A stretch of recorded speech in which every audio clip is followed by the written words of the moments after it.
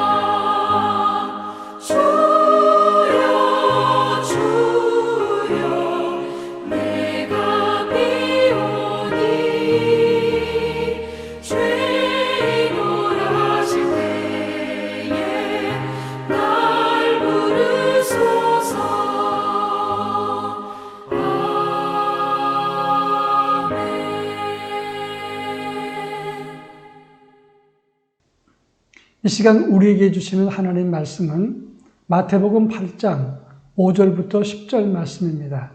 신약성경 마태복음 8장 5절로 10절 말씀을 한 절씩 교독하겠습니다. 제가 전체를 읽겠습니다. 예수께서 가버나움에 들어가시니 한 백부장이 나와 간구하여 이르되 주여, 내 하인이 중풍병으로 집에 누워 몹시 괴로워하나이다. 이르시되 내가 가서 고쳐주리라. 백부장이 대답하여 이르되 주여, 내 집에 들어오심을 나는 감당하지 못하겠사오니 다만 말씀으로만 하옵소서. 그러면 내 하인이 낫겠사옵나이다. 나도 남의 수하에 있는 사람이요 내 아래에도 군사가 있으니 이더러 가라 하면 가고 저더러 오라 하면 오고 내 종더러 이것을 하라 하면 하나이다. 예수께서 들으시고 놀랍게 여겨 따르는 자들에게 이르시되 내가 진실로 너희에게 이르노니 이스라엘 중 아무에게서도 이만한 믿음을 보지 못하였노라. 아멘. 마태복음 8장에 나오는 백부장의 이야기는 너무나 유명한 말씀입니다.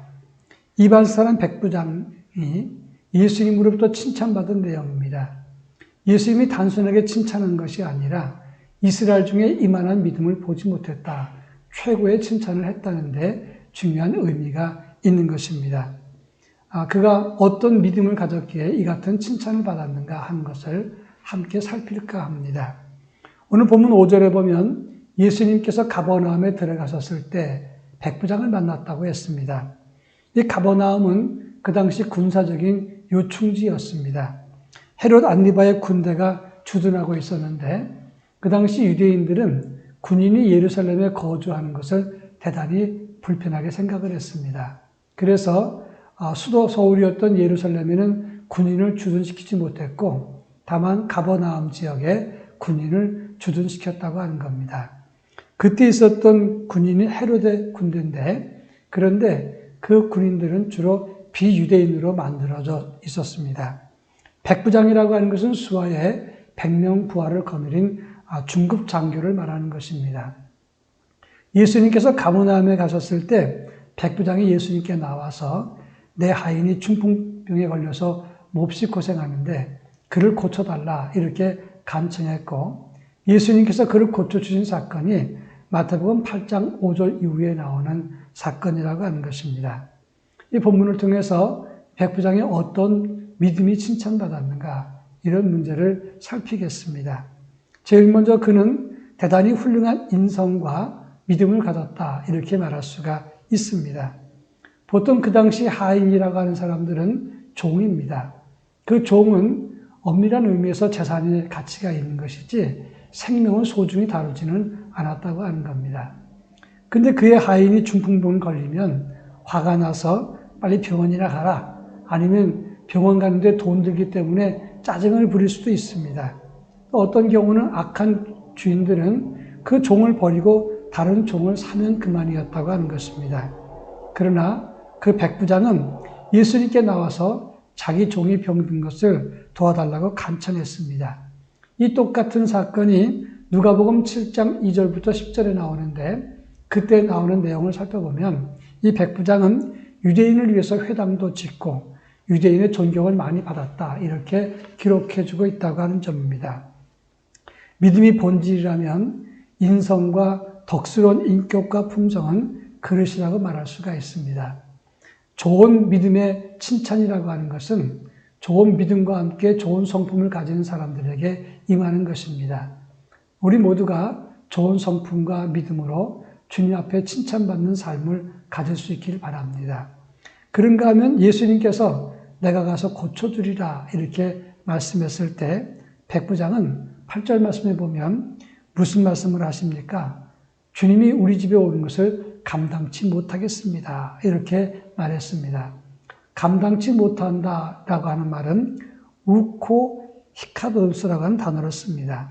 이 우코 히카노스라고 하는 단어는 권위있는 앞에서 스스로 부끄럽고 가치가 없는 존재라고 자기를 낮추는 것입니다. 겸손하게 예수님께서 우리 집에 오시는 것 우리가 감당하기 어렵고 너무 죄송스럽습니다. 그러니 다만 말씀으로만 해주십시오. 이렇게 요청했던 것입니다. 이것은 두 가지 의미를 가지고 있습니다. 예수님 앞에서 자기의 나약함과 초라한 모습을 스스로 인지하고 자기를 낮추는 겸손이라고 말할 수가 있는 것이고 또 한 가지는 그는 군인이었기 때문에 군인 정신에 입각해서 생각했다고 하는 겁니다. 군인은 모든 명령에 100% 순종합니다. 따라서 주님 명령하시면 100% 이루어질 줄 믿습니다. 이런 믿음이 그에게 깔려 있었다고 하는 겁니다. 예수님 앞에서 자기를 살피고 말씀만 하시면 됩니다. 이런 믿음이 예수님께 칭찬을 받았다. 이렇게 말할 수 있겠습니다. 마지막으로 9절에 보면 나도 남의 수하에 있고 내 아래도 수하가 있으니 이더러 가라 하면 가고 오라 하면 오나이다. 말씀만 하십시오. 이렇게 말했다는 데 있습니다. 이것은 눈에 보이는 군인 정신과 명령 체계를 영적 세계와 연계해서 주님 앞에 순종했다는 것을 말하는 겁니다. 바로 이것을 신앙의 지혜라고 말할 수 있습니다. 우리는 우리가 가진 지혜를 가지고 주님 앞에서 참 믿음을 가지는 데 사용하지 않고 오히려 하나님께서 주신 지혜를 자기 정욕과 이기적인 욕망을 위해서 사용할 때가 많습니다. 여러분, 하나님은 우리에게 상식과 지혜를 주었습니다. 이 상식과 지혜를 가지고 하나님의 말씀을 우리의 삶에 적용시키는 삶을 가지는 것이 지혜로운 믿음이고 칭찬받는 믿음이 될 것입니다. 눈을 뜨고 사방에 우리에게 주신 하나님의 교훈들을 하나님 영적 지혜로 사용할 수 있기를 바랍니다. 다 같이 기도하겠습니다.